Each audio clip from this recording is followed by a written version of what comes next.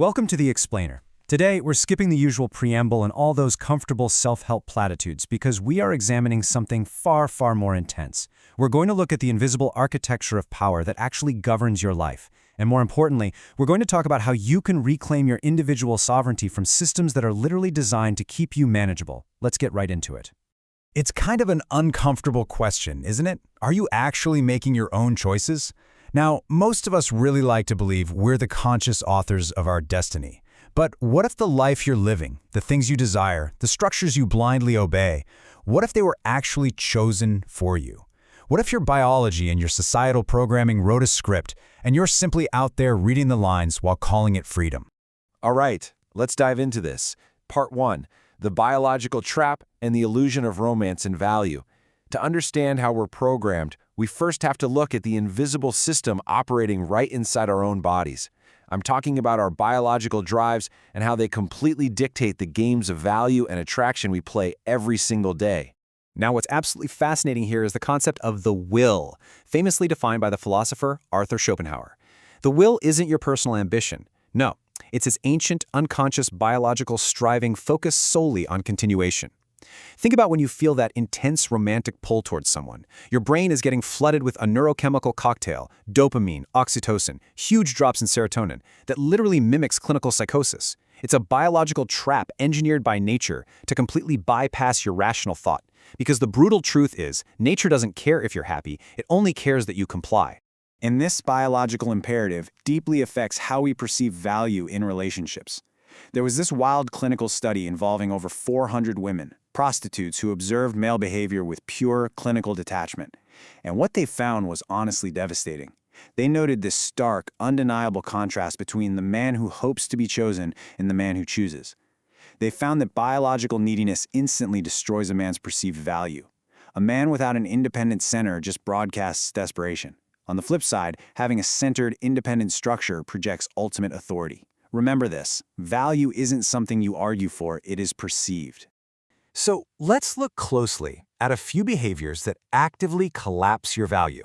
We're talking about emotional overexposure, structural availability, and validation seeking.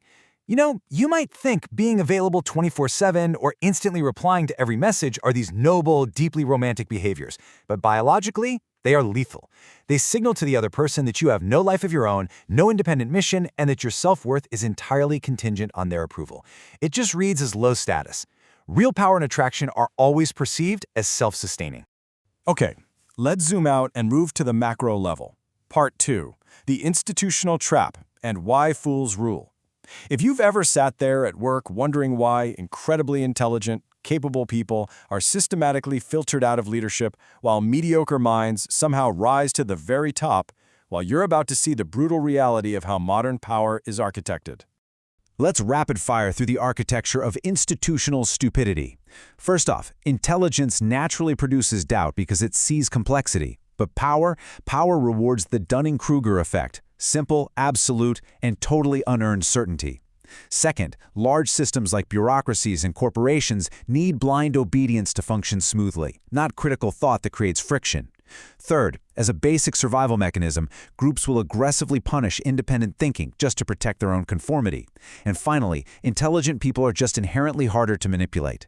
They see right through the official company narrative, which makes them a massive liability to those actually in charge. Listen to this quote and just let it sink in for a second. A man who wants to act virtuously in every way will come to ruin among so many who are not virtuous. Machiavelli hit the nail on the head centuries ago. The paradox here is that the survival of an intelligent person requires understanding that your excellence is often viewed as a direct threat by the average majority. If you insist on showing everybody how smart you are in a system built for mediocrity, you're not going to be promoted. You're going to be ejected. So the absolute crucial takeaway is this. Organizations do not want to be fixed. They just want to be maintained. If you're the one constantly pointing out the flaws, you become the virus that the system's immune response is going to attack. To survive the modern bureaucracy of life, you've got to learn the way of the fox. You have to strategically disguise your intellect, literally performing mediocrity when necessary, because no system will tolerate a mirror that shows it exactly as broken as it truly is. So we've covered biology and institutions. Let's move to interpersonal dynamics. Part 3, the social trap and weaponizing the void. Think about this for a second. How do you typically react when toxic people try to steal your energy, or insult you, or disrespect you? When disrespect hits, you are standing at a fork in the road. Over on one side, you have the reactive victim. They absorb all that chaotic energy, they get defensive, they over-explain, they get angry. Basically, they catch the arrow thrown at them. On the other side, you have the watchtower. This is where you apply the literal physics of thermodynamics to disrespect. The watchtower doesn't absorb the energy. Instead, they observe it clinically from way up above. They become this vast, cold mirror that just reflects the absurdity right back at the attacker. And the watchtower operates using this brilliant technique called fogging. Imagine throwing a heavy stone into a thick bank of fog. The fog doesn't break, it doesn't try to throw the stone back, it simply absorbs the impact without any resistance. So if someone calls you lazy, and you just shrug and say, yeah, I can completely see why you might think that, you're agreeing with the absurdity of their energy without actually validating their facts. You literally strip them of their weapon, inducing this sort of ontological shock, where they suddenly realize their chaos has absolutely zero effect on your reality. So here's the tactical, step-by-step framework you can use to neutralize disrespect over the next 24 hours. Step 1. Silence. When provoked, literally wait 5 full seconds. That silence is you gathering your power back. Step 2. Agreement. Validate their perception. Be the fog. Step 3. Audit. Analyze them clinically. Look at them and ask, is this strategy working for you right now? Elevate yourself to the level of a doctor diagnosing a patient. And Step 4. Ghost. Remove all emotional data. Become a black and white screen. Because above all else, you must never give toxic people the coordinates to your soul. Your peace is your property. Okay, we've identified the traps. Now for the most important part. Part 4, becoming the architect and forging a legacy. This is how you actually unplug from these invisible systems and become the true architect of your own life, so you can rewrite the history of your bloodline.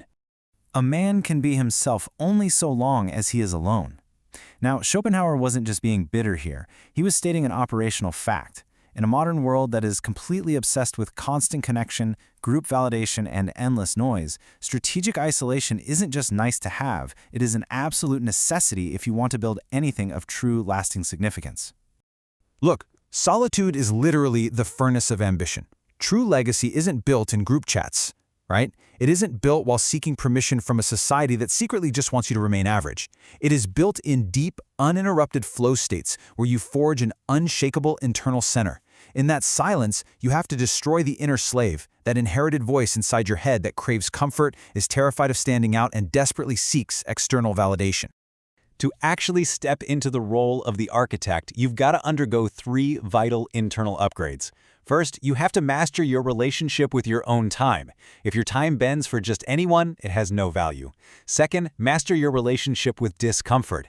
The ability to sit in ambiguity without flinching, that signals immense stability. And third, master your relationship with your own judgment.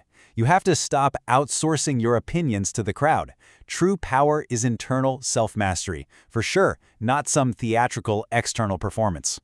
Because transformation is total, or it's nothing. You can't just graft new ambition onto the comfortable parts of your old life. It doesn't work that way. You must burn the bridges that lead backward, so you literally have no escape route. You have to be ruthlessly cruel to your own weaknesses and excuses. And please, remember this. Stop seeking approval from people who have never been where you're trying to go. You're essentially asking prisoners for directions to freedom. They only know the walls. I'm going to leave you with one final provocative thought today. A script was already written for you by biology, by institutions, and by the history of your own bloodline. But now, you've seen the traps. You understand the mechanisms running behind the scenes. So the only question that really matters now is this. Will you remain a footnote in a story someone else wrote, or will you rewrite the whole shebang?